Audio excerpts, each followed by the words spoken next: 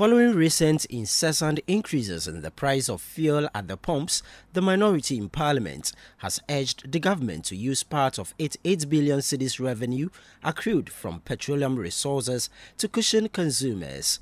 Fuel price today is going through the roofs.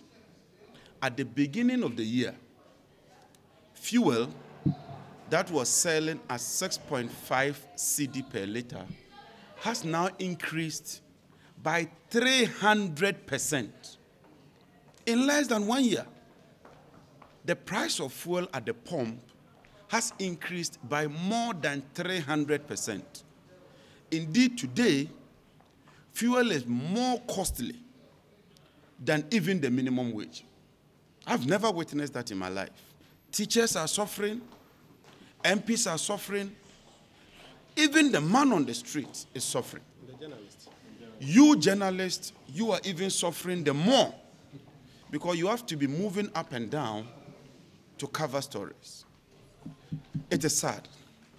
In the 2022 budget, government projected that it will receive a total amount of about 6 billion for the whole of 2022.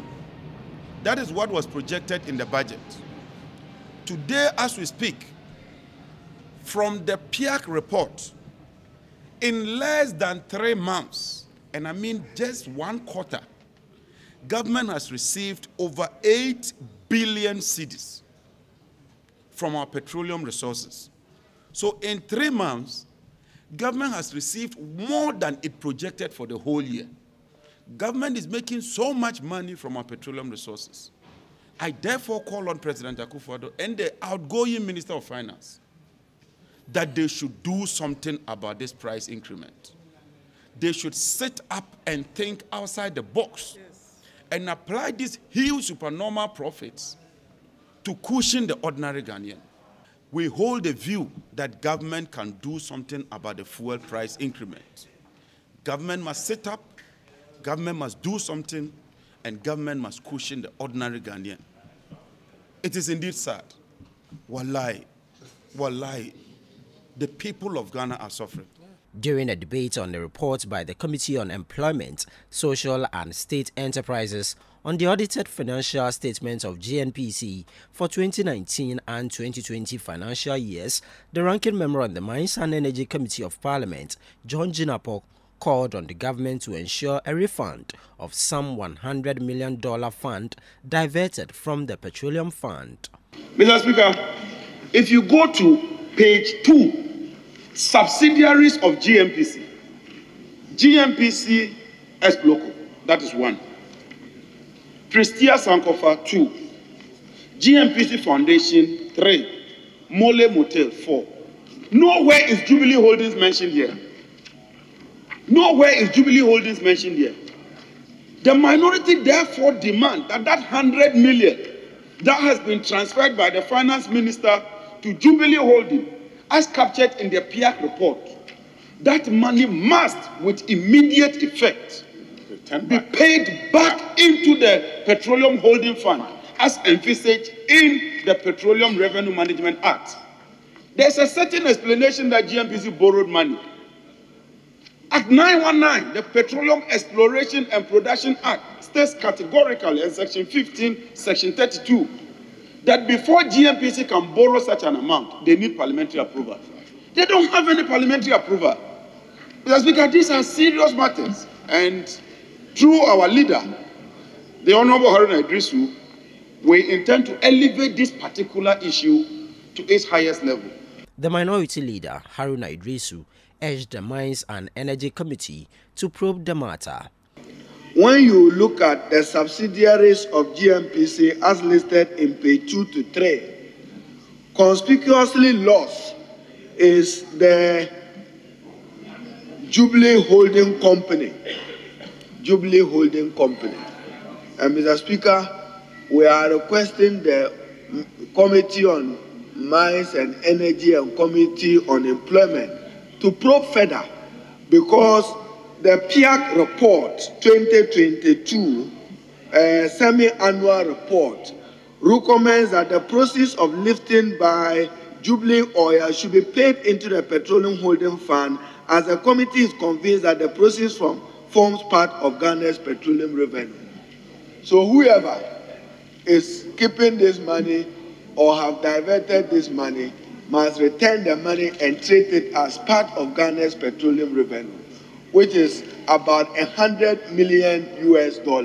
Reacting to a statement by the Menchia North MP to mark the International Day to End Impunity for Crimes Against Journalists, Samuel Atachian bemoaned the proliferation of print media, a situation he says is contributing to numerous defamation cases in the country. In Ghana, there have been several instances of attacks on journalists, and none of them can we probably say is any way justified, no matter the extent to which probably you feel aggrieved by the actions or inactions of any journalist. I don't probably feel like an attack on the journalist or in the exercise of the person's professional responsibility or duties requires us to attack such individual. So on such a day, it's important to draw attention to that and highlight the need for us to protect our journalists in society, for them then be able to do their professional duties in aid of our own selves to be able to have a perfect society, if there is anything like a perfect society do. Mr. Speaker, I believe that any set of freedoms that are elastic in its nature can also be a problem.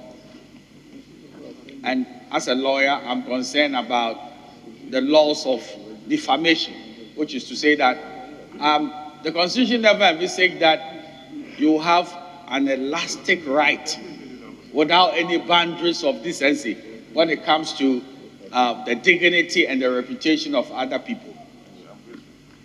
I've had serious issues of prosecuting defamation cases. And because the Constitution says that you can just, without paying for it, establish a newspaper outlet, you have all manner of newspapers mushrooming. And they write whatever they want to write. In fact, they could so write about you to demonize you, and not everybody wants to waste his time in court. A few people are determined to save their names so that they go to court and defend themselves. And right, Speaker, guess what? After you've won a defamation suit and you want to go into execution, that is to say, have the fruit of the judgment, you only find a typewriter, not even a computer, in an obscure corner somewhere. So that it's a Pyrrhic victory. You went to court for nothing. Because the one who has defamed you has nothing to his name. The minority leader, Haruna Idrisu, on his part, called for new laws to regulate the broadcasting industry. I still believe that Ghana needs a new broadcaster bill or law to regulate broadcasting generally in Ghana. As we speak today, the GBC, in the morning they say they are state broadcaster, in the evening they are a public broadcaster. We need a law that situates GBC as a public broadcaster akin to what we have like the BBC of the United Kingdom. We need to define the parameters so that we know the difference between a state broadcaster, a public broadcaster, a commercial broadcaster, and a community-related broadcaster. In Ghana here, no parameters are drawn, and we need to get that. Social media, unregulated social media, its relationship with rights and freedoms, and more importantly, on reputation. It's unregulated. Today, anything can be published on anybody. By the time you redeem your reputation, it's already in tatters. Yet, we have no law in Ghana that regulates content within the social media environment. Reporting from Parliament, my name is Ni Ayikwe Okain for Citi News.